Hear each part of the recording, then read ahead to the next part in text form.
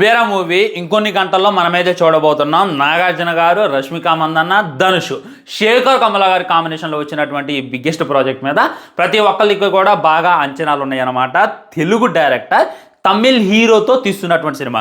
ఇప్పటిదాకా మీరు అబ్జర్వ్ చేయండి, ఏ తెలుగు డైరెక్టర్ తమిళ్ హీరోతో తీసే పెద్ద బ్లాక్ బస్టర్ హిట్ అయితే కొట్టిన దాఖలాలు అయితే లేవు. నాకైతే అంత ఘనంగా వెలిగేటటువంటి సినిమా కూడా కనరట్లేదు. అదీగాక మన తెలుగు హీరోలతో తీసి తమిళ్ డైరెక్టర్ కూడా ఇంత మట్టికి ఏ విధమైనటువంటి హిట్ కొట్టలేదు. కానీ ఈ కుబేరా సినిమా హిట్ అయింది అనుకోండి, ఒక ట్రెండ్ సెట్ చేసిన వాళ్ళు అవుతాం. బాబ్బా ఆ తమిళ్ వాళ్ళకే చేతకంది. ఆ తమిళ్ వాళ్ళు తమిళ్ హీరోస్ని వాడుకొని తీయలేంది. ఆ తమిళ్ డైరెక్టర్లు తమిళ్ హీరోలకి లైఫ్ ఇవ్వలేంది. మా తెలుగు డైరెక్టర్ వెళ్ళి లైఫ్ ఇచ్చిండు. ధనుష్కు చూసుకున్నట్లయితే వరుస ఫ్లాప్లు ఉన్నాయి, మీ అందరికీ తెలుసు అనమాట. తను యూనిక్ కంటెంట్తో వస్తుందిలే, కానీ దాన్ని ఎవడు కూడా కేర్ చేయట్లేదు, దాన్ని ఎవడు కూడా లెక్క చేయట్లేదు. ఒకవేళ ఈ సినిమా హిట్ అయితే ఖచ్చితంగా అక్కడ ఉన్నటువంటి ధనుష్ ఫ్యాన్స్, అక్కడ ఉన్నటువంటి తమిళన్స్ అందరూ కూడా మా శేఖర్ గారికి అయితే గుడి కడతారు. ఇప్పటిదాకా శేఖర్ కమల అంటే తెలుగు ఇండస్ట్రీలోనే మాత్రమే తెలుసు. ఇక మీదట తమిళనాడులో అయినా, ఇక మీదట బాలీవుడ్లో అయినా భారీగా తెలియబోతుందో అనేటటువంటిది అర్థమవుతుంది. ఇదంతా కూడా మీకు ఒకవైపు కానొచ్చేది.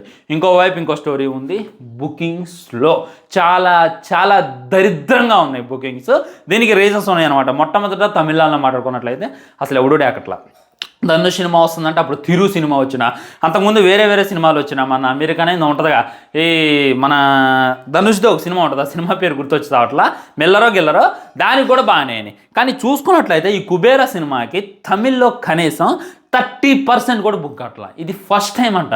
ఎందుకు కావట్లేదు బుకింగ్ అని అంటే, తెలుగులో చూసుకున్నట్లయితే ఒక 50% అవుతుందంట. మీరు ఆల్రెడీ స్క్రీన్ షాట్లో చూడొచ్చు, మొత్తం ఖాళీ కానొస్తుంది. రేపు మన ఖమ్మంలోనే 2 థియేటర్లో రిలీజ్ అవుతుంది.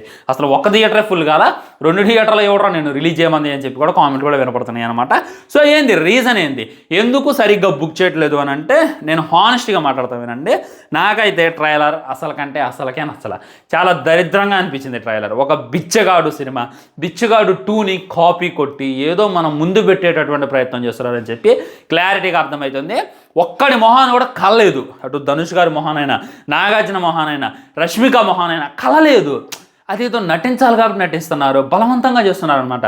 ఒక సినిమా తీస్తున్నామంటే ఎంత కళ ఉండాలి, ఫేస్లో ఎంత గ్లో ఉండాలి, ఎంత చార్మ్ ఉండాలి. మీరు చూడండి, ఏ ఒక్క క్యారెక్టర్ కూడా ఆ ఒక్క కళగా అనట్లేదు, ఏ ఒక్క క్యారెక్టర్ కూడా ఆ గ్లోగా అనట్లేదు అని చెప్పి క్లారిటీగా అర్థమవుతుంది. సో ట్రైలర్ అయితే చాలా చాలా డిసప్పాయింట్ చేసింది. అదీగాక వ్యూస్ కూడా చాలా తక్కువ ఉన్నాయి. చూసుకున్నట్లయితే అసలు దానికి వచ్చేటటువంటి వ్యూసే కాదు, మంచి గట్టి కాంబినేషన్ అది. ఆల్రెడీ రష్మిక కూడా సినిమాలో ఉంది, అయినా కానీ గట్టి వ్యూస్ రావాలి. మరి ఎందుకు డేకలేదు అంటే ట్రైలర్ అసలుకే బాగాలేదు ఫ్రెండ్స్. నాకైతే ఏమాత్రం నచ్చలేదు, తేడా అయితే కొట్టింది. ఇంకోటి సాంగ్స్, అసలు డిఎస్పి గారేనా మ్యూజిక్ అనిపించింది.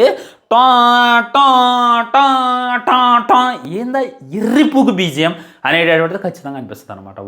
వామ్మో జెమినీ మ్యూజిక్లో తిప్పి తెంగుతుండు, మా మ్యూజిక్లో తిప్పి తెంగుతుండు. ఏంద్రా ఈ సోది, ఎందులో రాని అంటే కుబేరా, ఎవడ్రా మ్యూజిక్ డైరెక్టర్ అంటే డిఎస్పి గారు. ఏందా మ్యూజిక్ కంపరం కొడుతుంది. ఇవాళ మా మ్యూజిక్లో వింటే, ఇవాళ అది ఇందులో టీవీలో వింటేనే ఉల్టీ వాంతు చేస్తుంది.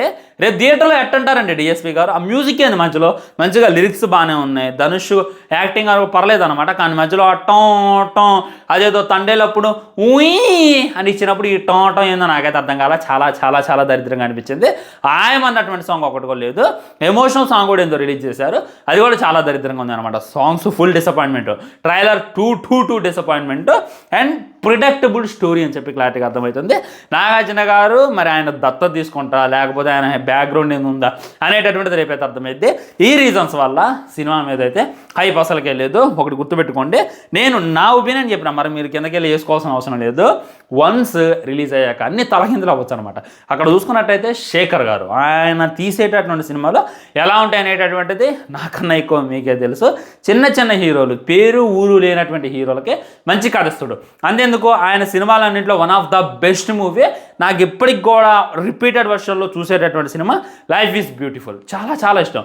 దానికన్నా ముందు లీడర్ రానా గారిది అసలు అది మామూలు సినిమానా, ఇది మన భారతం మ్యూజిక్ అప్పట్లో జనాలకు ఎక్కలగానే దాన్ని రిలీజ్ చేయండి, ఫస్ట్ దిగేది నా టికెట్ అనేటటువంటి ఫీలింగ్ కలిగింది. ఈ విధంగా ఆయన సినిమాలో ఏదో ఉంటుంది, అది ట్రైలర్లో చూపించడం, సాంగ్స్లో చూపించడం, సినిమాకి వెళ్ళాక మనకు అర్థమైంది అనేటటువంటిది పాయింట్ ఫ్రెండ్స్. సో సినిమా చూసాక డిసైడ్ అయినా మరి వెయిట్ చేసి చూడాలి.